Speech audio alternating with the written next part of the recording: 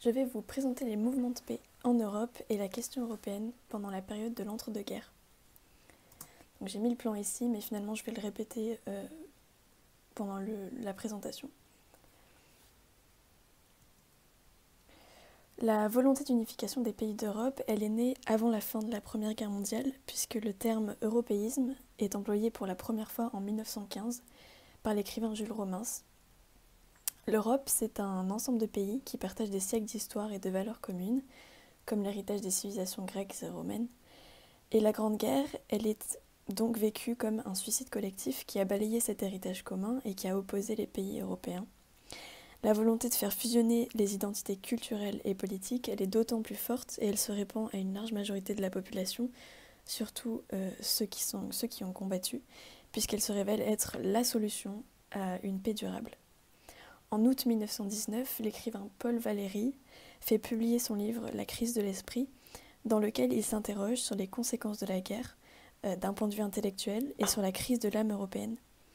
Donc l'incipit de son roman est célèbre et il est « Nous autres civilisations, nous savons maintenant que nous sommes mortels ». La question qu'on peut se poser, c'est sur quelle base se dessinent les fondations de l'Europe et comment on tente d'instaurer la paix entre 1918 et 1939. Dans les années 1920 jusqu'aux années 1930 environ, on tente d'instaurer la paix. Donc tout d'abord, de nombreux traités sont signés et des décisions politiques sont prises pour entériner la paix. La construction de l'Europe, elle passe donc par une politique de stabilité. Le traité de Versailles, le 28 juin 1919, est ratifié par les Alliés, sauf le Sénat américain, et par l'Assemblée allemande. Donc Woodrow Wilson, il présente aussi ses 14 points lors du traité de Versailles, qui est un programme idéaliste censé instaurer le libre-échange, l'autodétermination des peuples et la démocratie, entre autres. La volonté du président américain, elle est ainsi de rompre avec les politiques précédentes, les politiques d'avant-guerre, de changer de tactique diplomatique, notamment avec l'abolition de la diplomatie secrète. Même si son programme n'est approuvé qu'en partie, seulement 4 points sur les 14 sont adoptés par l'Europe, il fait naître quand même un espoir à la réconciliation des pays.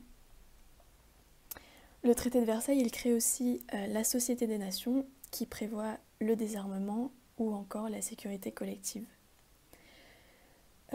En plus, au niveau économique, le plan Dawes est aussi instauré le 16 août 1924 et il permet d'avantager l'Allemagne concernant ses réparations de guerre en lui autorisant un emprunt international. Cette conférence du 16 août est un renouveau puisque c'est la première conférence à laquelle l'Allemagne est invitée aux côtés des Alliés et elle débouche aussi sur l'évacuation de la Ruhr par la France qui l'occupait depuis 1923. On a aussi l'esprit de Locarno qui émerge après les accords du même nom le 15 octobre 1925. L'Allemagne, elle reconnaît les frontières imposées par le traité de Versailles, ce qui lui permet une entrée à la SDN, la Société des Nations, en décembre 1926, dont elle était exclue jusqu'alors. Aristide Briand, qui avait prôné qui prendra une politique de fédéralisme européen en 1929 avec son mémorandum de Briand. Donc le but du fédéralisme européen, c'est de faire converger les souverainetés des pays européens et de créer une autorité politique. Donc c'est la naissance en quelque sorte des États-Unis d'Europe, qui est une expression de Victor Hugo de 1849. Donc Aristide Briand et Stresemann, les ministres des Affaires étrangères français et allemands, sont récompensés du prix Nobel de la paix après ces accords. On a aussi la fondation du mouvement européiste Pan-Europe en 1922 et la création de l'Union pan-européenne internationale par Richard Coudenhove-Kalergi. Certaines organisations ayant un but économique voient aussi le jour, comme en 1925 avec l'Union douanière européenne par l'économiste Charles Gide. On a aussi des figures catholiques qui défendent la paix, comme Étienne Bach ou Bach, qui fonde les Chevaliers du Prince de la Paix en 1923, et un bon nombre d'intellectuels, donc comme je l'ai cité, Paul Valéry ou Maurice Genevoix. Le rapprochement franco-allemand joue un rôle majeur dans l'instauration de la paix et dans le début d'une unité européenne. Les accords de Locarno, ils prévoient un pacte de sécurité régionale et, comme je l'ai dit juste avant, la reconnaissance de ses frontières par l'Allemagne. L'Allemagne qui est représentée donc par Gustav Stresemann. De plus, le pacte rhénan est signé qui entraîne la démilitarisation de la Rhénanie. Selon Briand, les accords de Locarno sont l'ébauche de la constitution d'une famille européenne au sein de la Société des Nations. Donc ce sont ces mots. Le pacifisme et la réconciliation entre pays revêtent des intérêts politiques nationaux. Donc pour Lénine, pendant la Troisième Internationale, le capitalisme, il a engendré la guerre, et le pacifisme est un moyen de l'affaiblir. Ce sont ses idées. Et pour l'Allemagne, aller dans le sens des politiques européennes d'après-guerre lui permet de servir ses intérêts pour regagner en puissance. Donc son adhésion à la Société des Nations s'ensuit de négociations pour revoir le traité de Versailles, dont la restitution de la Sarre à l'Allemagne. Toutes les politiques mises en œuvre par les autres pays, juste après la guerre, ont également pour but d'affaiblir l'Allemagne. Donc on a des intérêts nationaux qui sont défendus. Des critiques surgissent aussi qui concernent les mouvements européistes. Ils sont composés d'intellectuels et de membres du gouvernement, donc ils sont qualifiés d'élitistes, ces groupes-là, puisque leur objectif n'est pas de devenir des mouvements de masse, ce qui les rend assez limités. On a ensuite,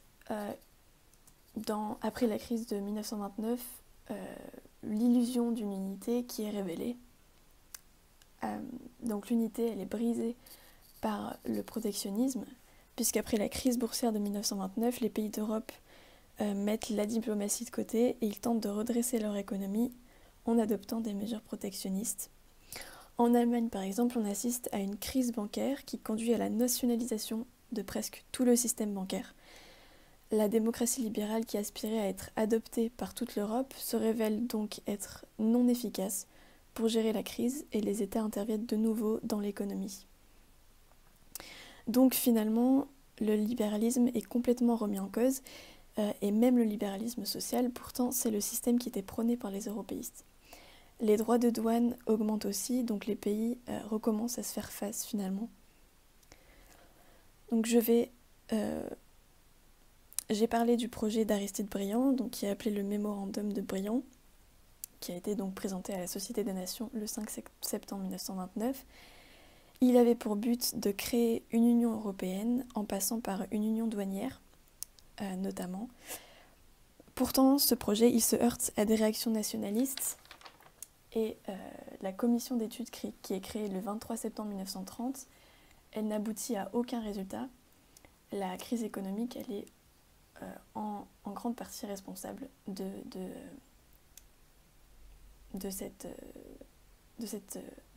ce non-aboutissement de la commission d'études.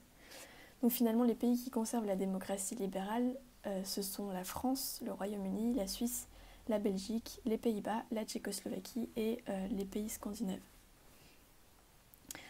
On a également le révisionnisme allemand qui met à mal finalement l'unité européenne. Donc le traité de Versailles et les accords de Locarno, ils sont largement remis en question avec l'arrivée d'Hitler au pouvoir en janvier 1933. De plus, le chancelier soutient que le commerce avec l'étranger favorise le cosmopolitisme, donc ce qui oppose complètement son point de vue sur la race allemande. On débouche finalement sur une crise politique après la crise économique de 1929-1930.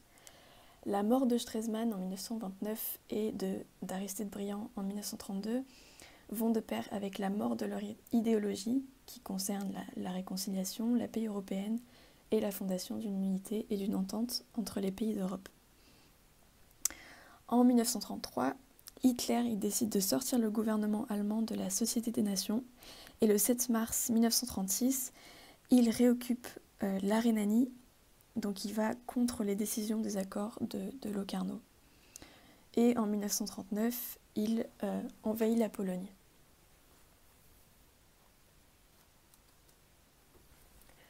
Finalement, la construction d'une Europe, en passant nécessairement par le fédéralisme pour certains, elle répond à la crise sociale et politique d'après-guerre, en mettant en avant la démocratie libérale et le pacifisme.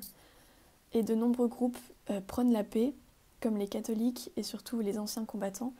Cependant, l'idée européenne est rapidement réfrénée, puisqu'elle fait face au sentiment d'injustice provoqué par les traités et les accords signés après la Grande Guerre, et surtout ressenti par l'Allemagne avec le Diktat.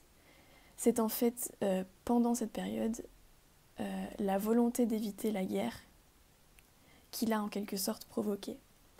La construction européenne, elle commence en réalité seulement après la Seconde Guerre mondiale avec la création de la communauté économique européenne en 1959. C'est une Europe occidentale qui se construit